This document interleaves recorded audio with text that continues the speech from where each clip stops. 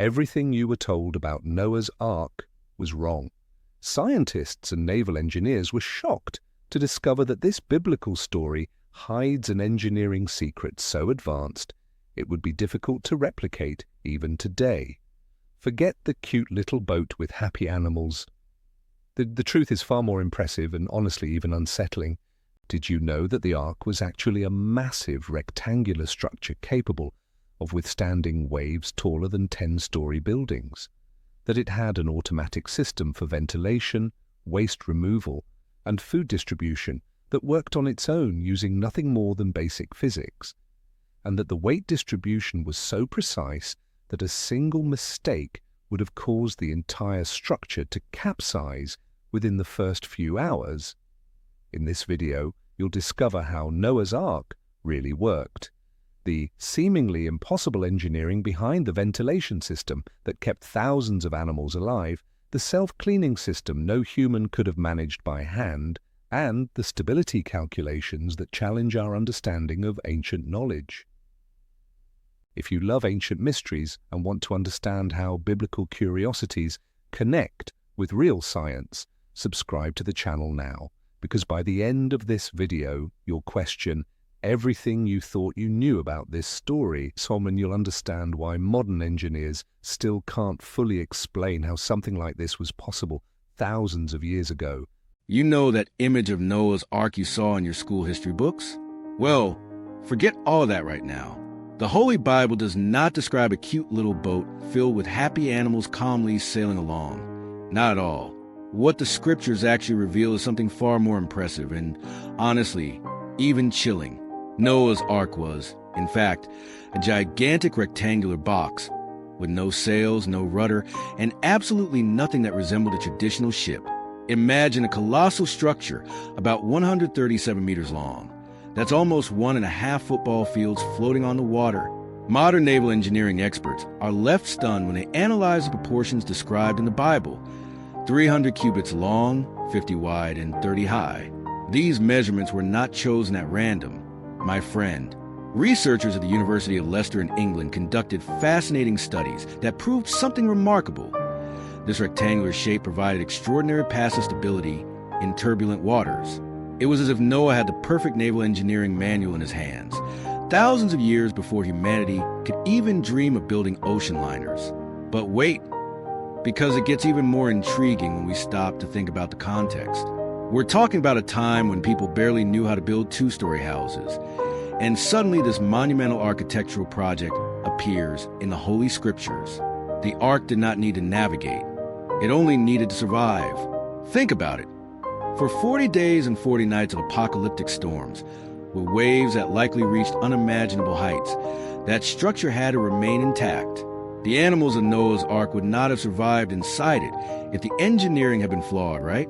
The box-like shape was crucial because, unlike a pointed ship that cuts through waves, this structure simply rose and fell with the movement of the sea. It's like comparing a surfer trying to control a massive wave to a buoy that simply floats. The second option is infinitely safer when you have nowhere to go. Recent hydrodynamic studies show that this design could withstand waves up to 30 meters high without capsizing. That's taller than a 10-story building, my friend. Now, let's talk about something documentaries rarely mention: weight distribution and the physics behind this engineering feat that was seemingly impossible for its time. How did Noah's Ark function without advanced technology? How did Noah know the structure wouldn't tip over with the first strong wave? The answer lies in the 3 internal decks described with surgical precision in the scriptures. Each deck had a specific purpose, not only to organize the animals, but to create what modern engineers call a low center of gravity. It's the exact same principle used today in oil tankers and aircraft carriers. The decks were not random divisions. They acted as structural reinforcements that distributed the forces of the ocean throughout the entire vessel. When you stack things intelligently, the structure becomes stronger. Think of a pile of bricks. When they're arranged in an organized, planned way, they can support far more weight than if you just throw them together carelessly. But here comes a twist that few people notice when reading biblical curiosities. The Ark was not built to sail, but to literally float like a giant shoebox in the middle of the ocean. No deep keel, no steering systems, Nothing at all that resembled the ships we know today. And you know what's most fascinating? That was exactly what it needed to be. Experts in fluid physics explained that a vessel with this shape would have minimal resistance to rolling. In other words, it wouldn't tip over easily. It's counterintuitive, I know, but it's pure science. The height of 30 cubits, about 13.5 meters, created a perfect balance point. Any taller and the ark would become unstable, like a floating skyscraper. Any shorter and the waves would invade the decks. The lost techniques of ancient ship carpentry managed to calculate this without computers, without 3D software simulations, without any of the tools we have today. How? That's a question that still troubles many skeptics. And look, I'm not talking about guesswork or wild internet theories, okay? The Korean Research Institute of Ships and Ocean Engineering built scale models of the Ark and tested them in wave tanks simulating extreme conditions. The result? The structure remained stable even under forces that would have destroyed conventional ships from the same era. That would be difficult even with today's computers. Imagine doing it thousands of years ago. Scientists still cannot explain how this knowledge reached Noah. But there's something even more extraordinary that most people don't realize when studying Noah's Ark. External stability was only half the challenge, because keeping afloat was one thing. But ensuring that the animals of Noah's Ark survived inside it, well, that required an internal system so complex that it still surprises environmental engineers today. And it's precisely this ingenious system that, now get ready, because what comes next will completely change your view of how Noah's Ark actually worked. Forget that cute image of animals freely wandering through spacious corridors. The reality was very different and far more intelligent than you might imagine. The Holy Bible mentions something few people pay attention to: special compartments called kinnim in Hebrew, which literally means nests or cells. These were not comfortable rooms. They were vertical, confined spaces carefully designed to keep the animals safe and, believe it or not, calmer. It seems cruel at first glance, I know, but researchers in animal behavior have discovered something fascinating. Animals in restricted spaces during extreme stress situations tend to enter a state of dormancy or lethargy.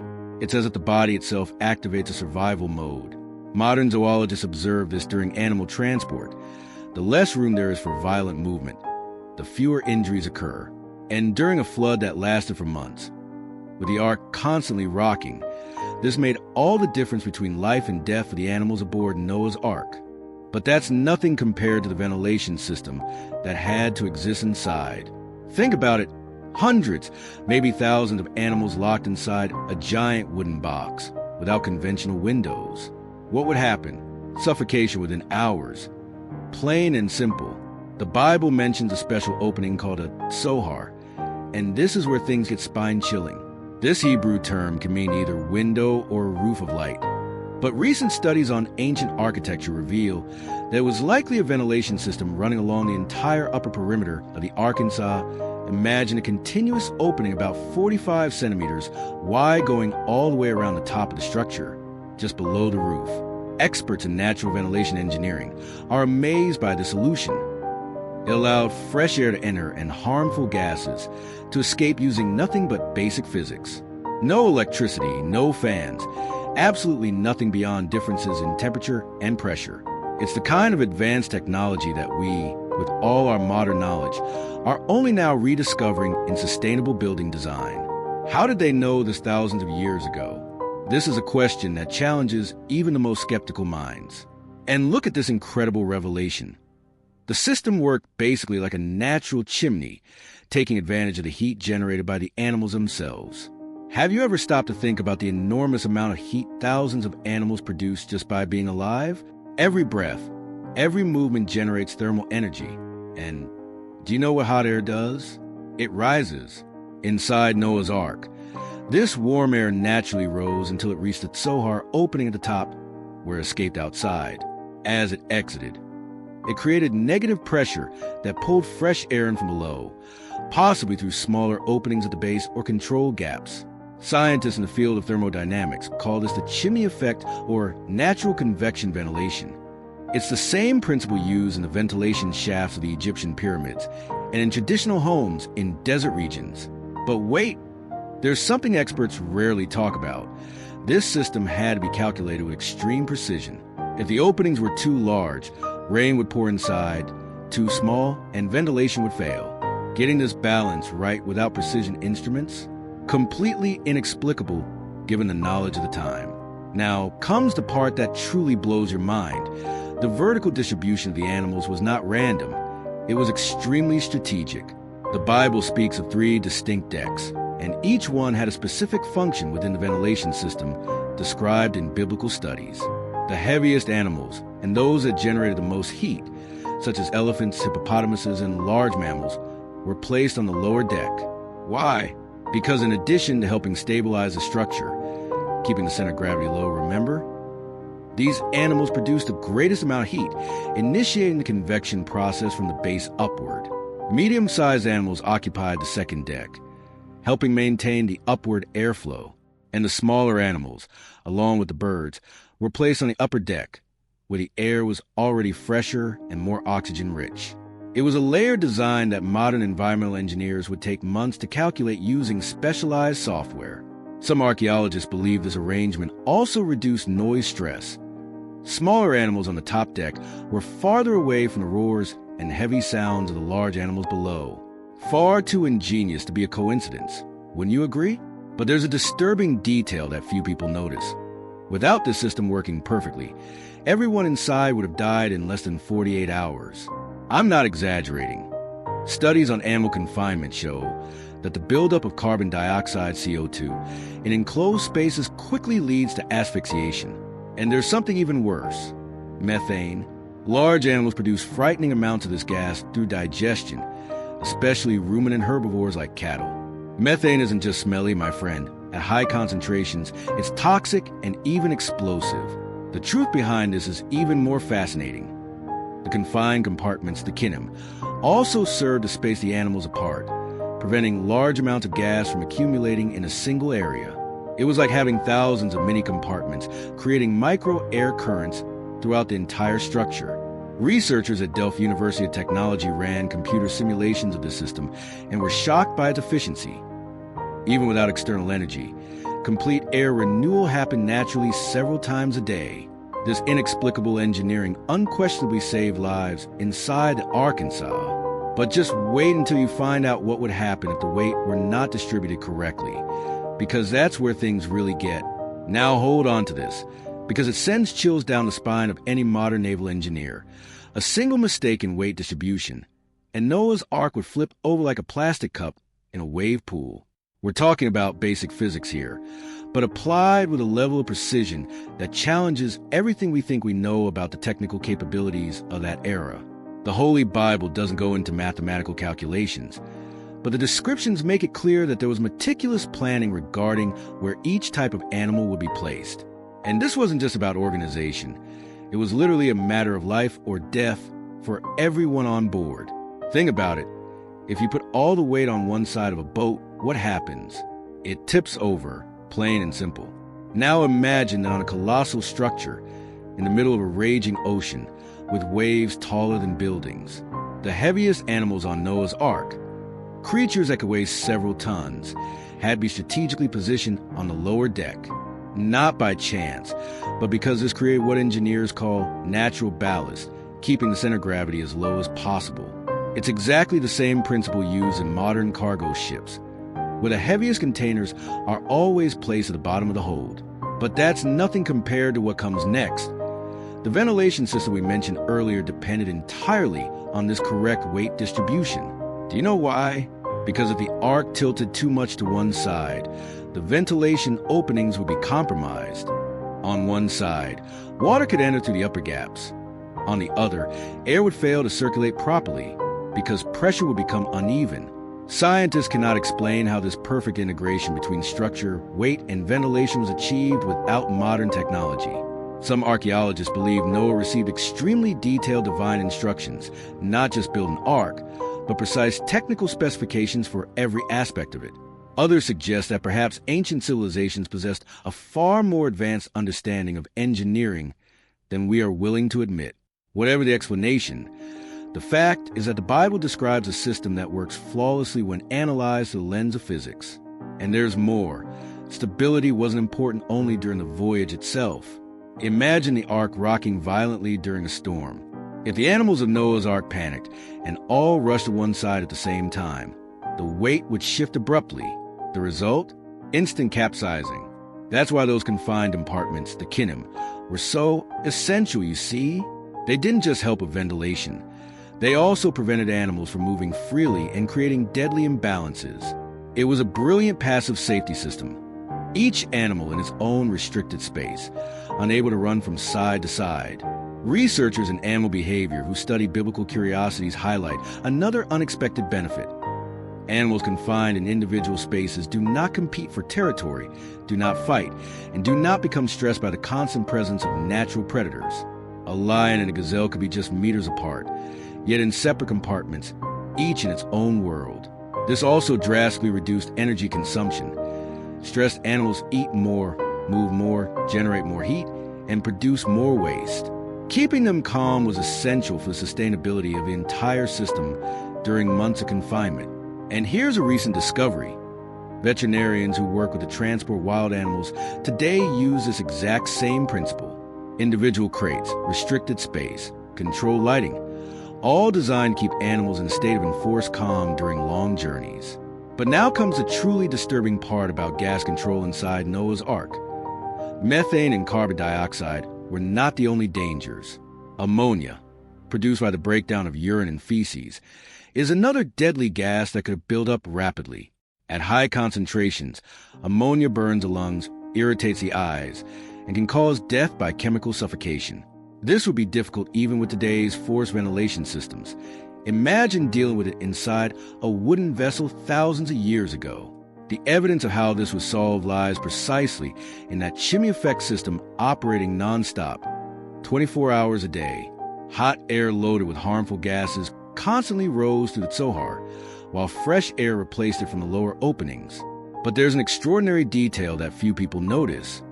This constant airflow also helped control humidity. Think about it. Rain for 40 days and 40 nights. Ocean water on all sides, hundreds of animals breathing and sweating. The internal humidity would have been unbearable. Excess moisture causes respiratory diseases, encourages the growth of mold and bacteria, and rots wood. By constantly renewing the air, the system kept humidity at manageable levels, preserving both the health of the occupants and the structural integrity of the ark itself. And you know what's most impressive about all of this? The system was completely passive. It worked on its own, without constant human intervention. Noah and his family didn't need to manually pump air or operate complex mechanisms. Physics did the hard work. Recent studies of natural ventilation systems in ancient structures reveal that this type of design was incredibly common in advanced civilizations. The Egyptian pyramids had it. Mesopotamian ziggurats had it. Even Mayan constructions used similar principles. But here's the mystery that challenges the official timeline. How did Noah's Ark, supposedly built before many of these civilizations, already display such refined knowledge? Some scientists debate whether there may have been an earlier parent civilization that possessed this knowledge and passed it down. Others argue that these are cases of parallel development, brilliant minds in different eras arriving at the same solutions. The truth? No one knows for sure. What we do know is that the system worked.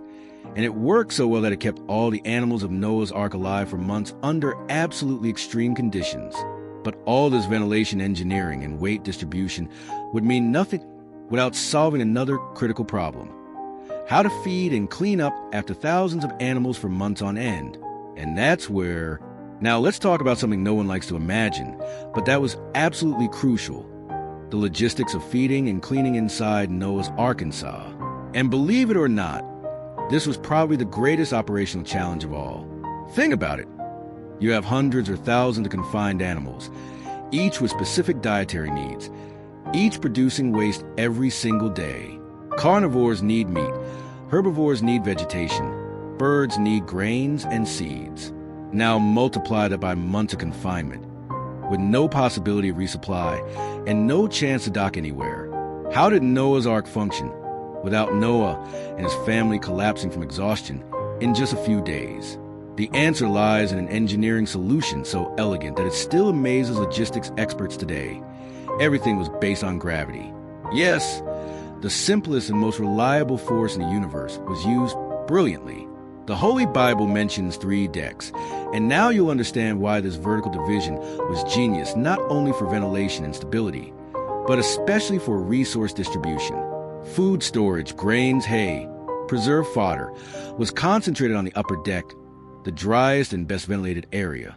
That makes perfect sense when you think about food preservation, right?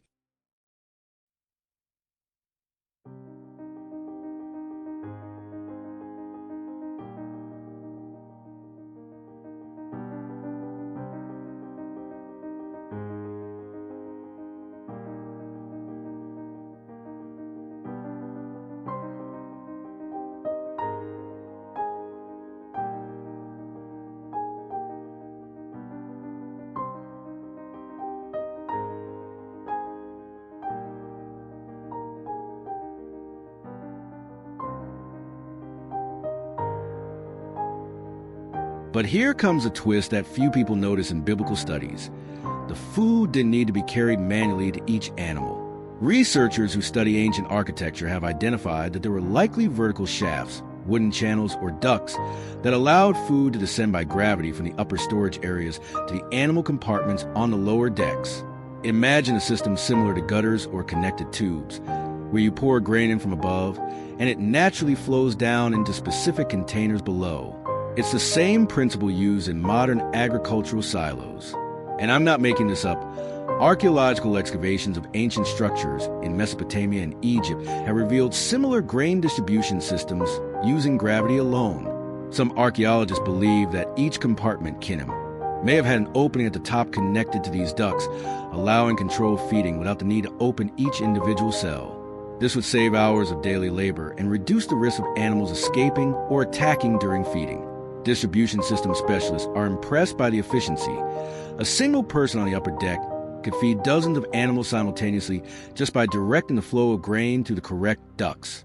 Now brace yourself, because the cleaning system was even more ingenious, and probably even more necessary. Let's be honest here. Animals produce an enormous amount of waste. An adult elephant can generate up to 150 kilograms of feces per day. Multiply that by all the large animals on Noah's Ark, and you're talking about literal tons of manure being produced daily. How do you solve that without the place turning into an unlivable nightmare within days? The most likely solution, according to scientists who study ancient sanitary engineering, was a system of slatted or grated floors. You know those space wooden grates you see in traditional barns and stables? Exactly that. The animals stood on these grates, and their waste simply fell through the gaps to the deck below. And here's the brilliant detail. The lowest deck had controlled openings that allowed this waste to be discharged directly into the ocean. The constant movement of the ark, rocking with the waves, actually helped this self-cleaning process. The waste naturally slid toward the disposal openings. But wait, there's something experts rarely mention about this system. It also solved another critical problem: the weight of accumulated waste. Think about it. If waste were stored inside the ark for months, beyond the unbearable stench and disease risk, you'd be adding tons of unnecessary weight to the structure. And remember how crucial proper weight distribution was? Exactly. Waste accumulating in the wrong places could compromise stability by continuously discarding it into the ocean. The ark's overall weight remained relatively constant. What exited as waste was roughly balanced by what was consumed from the stored food on the upper deck. It was a remarkable dynamic equilibrium. Researchers at Wageningen University and Research in the Netherlands ran fascinating calculations on this. The rate of organic waste disposal would need to be nearly equal to the rate of food consumption to keep the ark in perfect balance. Coincidence? It's hard to believe that when you see how everything fits together so precisely. This inexplicable engineering reveals a level of planning that was centuries ahead of its time. And there's one more detail that will absolutely blow your mind. The ark's natural rocking the waves wasn't a problem. It was part of the solution. Every movement of the sea helped push waste toward the disposal openings, functioning like an automatic cleaning system. It's similar to shaking a sieve to separate materials. The motion actually helps the process. Recent studies on how Noah's Ark functioned highlight that this passive cleaning was likely assisted by rainwater entering the control way, washing surfaces, and carrying waste outward. It wasn't chaotic internal flooding. but a calculated flow that maintained the minimum level of hygiene required. Some scientists debate whether there were also internal channels or ramps guiding this flow, similar to the drainage system seen in ancient Roman and Greek constructions. The truth behind this is even more fascinating.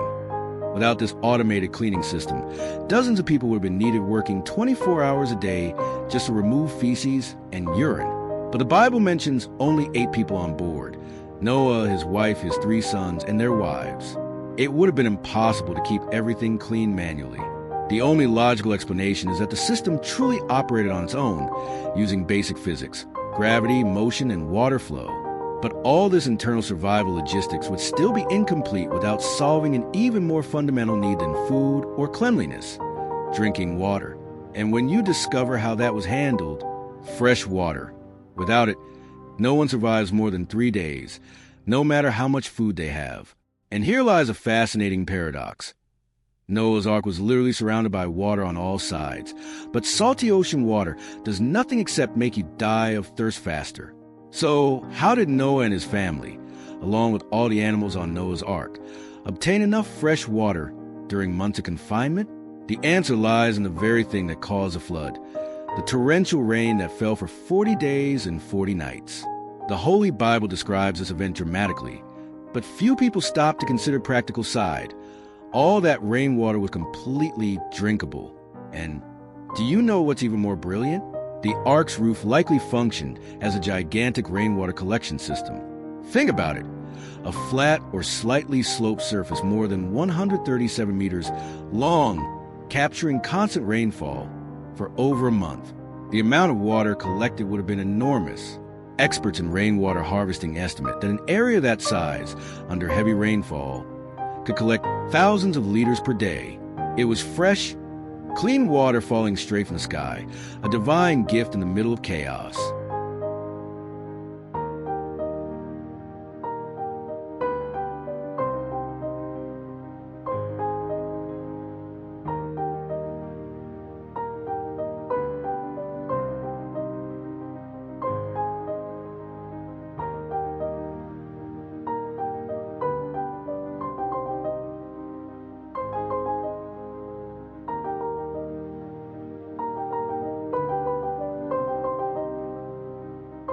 But that's nothing compared to the storage system that had to exist.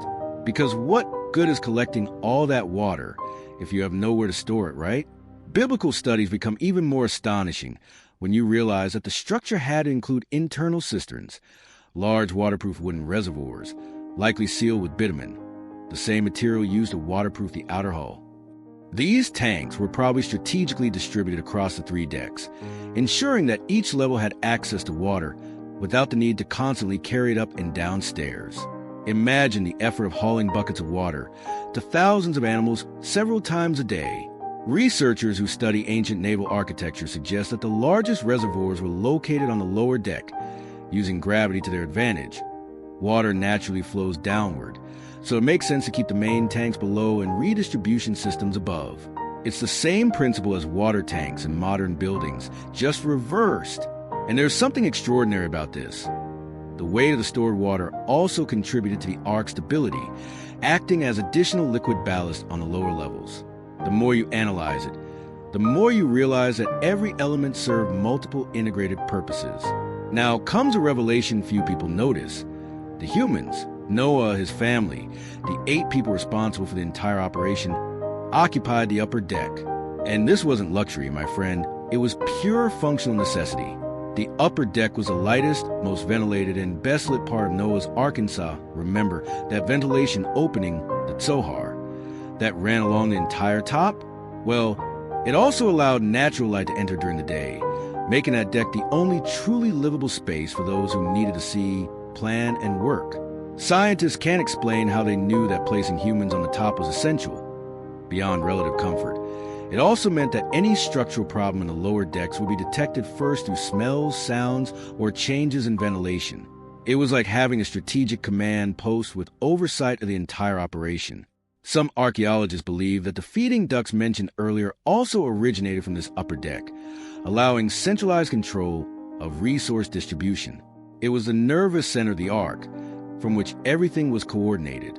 But just wait until you hear about a disturbing detail the Bible mentions and that scientists still debate today: the massive side ramp used for entry. Think about it. A structure that size needed a gigantic door to allow all the animals to enter. And here's something surprising. According to the scriptures, after everyone entered, it was God who sealed the door, not Noah. This isn't just a theological detail. It's a serious engineering problem. An opening large enough for elephants and other massive animals to pass through would be an extreme structural weakness. How do you completely seal such a door so that violent floodwaters don't burst inside? Recent studies on how Noah's Ark functioned suggest there may have been a multi-layered system: an external ramp, smaller internal doors, and finally a sealing mechanism that could only be applied from the outside.